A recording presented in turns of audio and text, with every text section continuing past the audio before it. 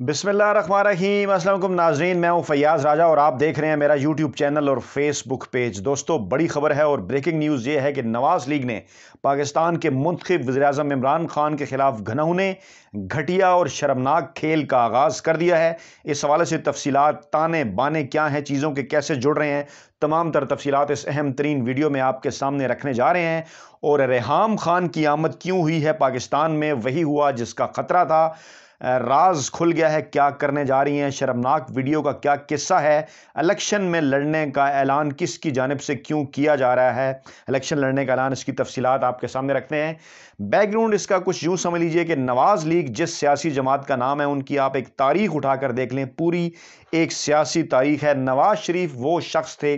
जिसको भुट्टो की मुखालफत में पाकिस्तानी इस्टेब्लिशमेंट ने प्रमोट किया। इस्टेब्लिशमेंट की गोद में बैठकर नवाज़ शरीफ नामी ये शख्स सियासत के मैदान में वारिद हुआ और सबसे पहले पंजाब के अंदर जो है वज़ीर ख़जाना का ओहदा संभाला, उसके बाद फिर वज़ारत आला, और आस्ता आस्ता इस्टेब्लिशमेंट की गोद में ही बैठकर ये शख्स जो है वो वज़ारत उज़्मा के मनसब पर पहुंचा। धांधली के ज़रिए, धौंस के ज़रिए पाकिस्तानी इदारों को ये कहा जाना चाहिए कि पाकिस्तानी इदारों को तबाह करने की कोशिश की, चाहे वो पाकिस्तानी मीडिया हो, पाकिस्तानी अदलिया हो, पाकिस्तानी इस्टेब्लिशमेंट हो, ब्यूरोक्रेसी हो। तारीख़ ये बताती है। इस हवाले से वीडियो की पूरी सीरीज़ भी हम जो है वो आपके सामने रख चुके हैं माजी के अंदर। इस वीडियो को आगे बढ़ाने से पहले हल्का सा एक जो है वो उसके ऊपर एक नज़र डालते हैं। वो नज़र जनाब ये है कि 80 की दहाई के अंदर नवाज़ शरीफ नामी इस शख्स ने पाकिस्तान के तकरीबन हर इदारे को करप्ट करने की कोशिश की, धौंस के ज़रिए, धांधली के ज़रिए, लालच के ज़रिए, प्लाटों की सियासत, इसके साथ साथ जनाब करप्शन, तमाम तर चीज़ें, जहाँ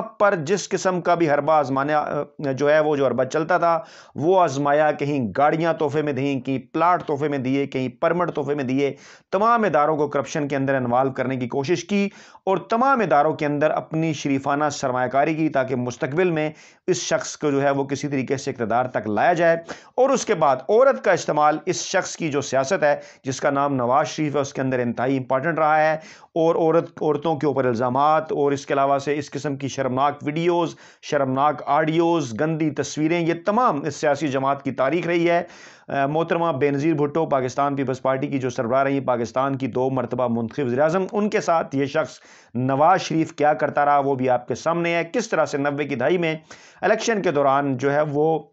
जाली तस्वीरें, फैब्रिकेटेड तस्वीरें बेनज़ीर भुट्टो की, नुसरत भुट्टो की हेलीकॉप्टर के ज़रिए फिकवाई इलेक्शन से पहले, और उसके नतीजे में अपने मर्ज़ी के नताइज जो है वो जो हासिल किए, इक़्तिदार तक ये शख्स पहुंचा। इमरान खान जब 1996 में सियासत में आए तो उसके बाद इमरान खान की अहलिया जुमैमा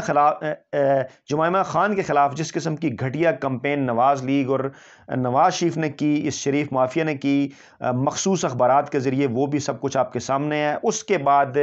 रेहाम खान की जब इमरान खान से शादी हुई तो उसके बाद वो, खैर अभी तक एक सरबस्ता राज है, इस वाले से चीज़ें भी आना बाकी हैं कि ये शादी किस तरह से हुई, क्या था इसके पीछे। और उसके बाद फिर रेहाम खान को जिस तरह से इस्तेमाल करने की कोशिश की 2018 के इलेक्शन से पहले, किस तरह से किताब मंजराम पर आती है, इंतहाई घटिया किताब झूठ का परिंदा, उसको इस्तेमाल करने की कोशिश की। और उसके बाद जो है वो इमरान खान की जो अहलियाँ हैं बुशरा बीबी, उनके ख़िलाफ़ कितनी घटिया कंपेन अब भी ना सिर्फ अपने मखसूस मुलाजम साफ़ियों के ज़रिए, मखसूस मीडिया ग्रुप के ज़रिए भी ये शख्स नवाज शरीफ जिसका नाम है वो चलाता रहता है। और अब ताज़ा तरीन इतलात के मुताबिक रेहाम खान जो पाकिस्तान पहुंची हैं, उसके पीछे भी एक बहुत बड़ी गेम है, एक घटिया कंपेन का आगाज़ जो है वो किया जाना है, इमरान खान के ख़िलाफ़ करने का मंसूबा बनाया गया है, जिसमें एक मखसूस मीडिया ग्रुप को भी हिस्सा दिया गया है। और नवाज़ लीग का जो सोशल मीडिया सेल है वो भी इसके अंदर अपना किरदार अदा करेगा। इस खबर से आप अंदाज़ा लगाने की कोशिश कीजिए जो आज इसी मखसूस मीडिया ग्रुप ने शाया की, छापी जनाब अपनी वेबसाइट पर। वो जनाब ये है कि वज़ीर-ए-आज़म इमरान खान की साबका अहलिया रेहाम खान की पाकिस्तान आमद, इलेक्शन लड़ने का इशारा। तफसीलात आपको पता चल जाएंगी जब ये खबर की तफसीलात आपके सामने रखेंगे कि मैं किस मीडिया ग्रुप की बात कर रहा हूँ। तो जनाब, लाहौर में जियो न्यूज़ से गुफ्तगू करते हुए रेहाम खान ने कहा कि लंदन प्लान का पहले कभी हिस्सा रही और ना ही अब हूँ। डेफिनेटली आप उस बात से इनकार करते हैं जिस हवाले से शकूक व शुबात ऑलरेडी मौजूद होते हैं, और आप शकूक व शुबात दूर करने के लिए खुद ही वो जिसे कहते हैं कि चोर की दाढ़ी में तिनका, आप उसका जिक्र भी कर देते हैं। फिर दौरान गुफ्तगू रेहाम खान ने साबिक वज़ीर-ए-आज़म नवाज शरीफ से मुलाकात से मुतल्लिक जो सवाल हुआ उसका जवाब गोल कर दिया। बाज़ इतरात के मुताबिक ये मुलाकात हुई और इस मुलाकात में कुछ इस किस्म की घटिया तरीन चीज़ें जो है वो मुस्तकबिल के हवाले से तय की गई। और उन्होंने कहा जनाब के सियासी लीडर से फासला रखना ज़रूरी है। आगे चलकर वो कहना शुरू हो गई कि नवाज शरीफ वापस आएंगे तो सियासत سیاست میں تبدیلی آئے گی۔ آج کی تاریخ میں ان کے خیال میں نواز لیگ فاتح پارٹی ہے اور اس کا ٹکٹ فتح کا نشان ہے، اور انہوں نے یہ بھی کہا جناب کہ اختیارات دینے والی کسی فاتح پارٹی کی طرف سے اگر مجھے پیشکش ہوئی تو میں الیکشن لڑنے میں دلچسپی لوں گی۔ آپ تانے بانے دیکھیے کس طرف کو جا رہے ہیں۔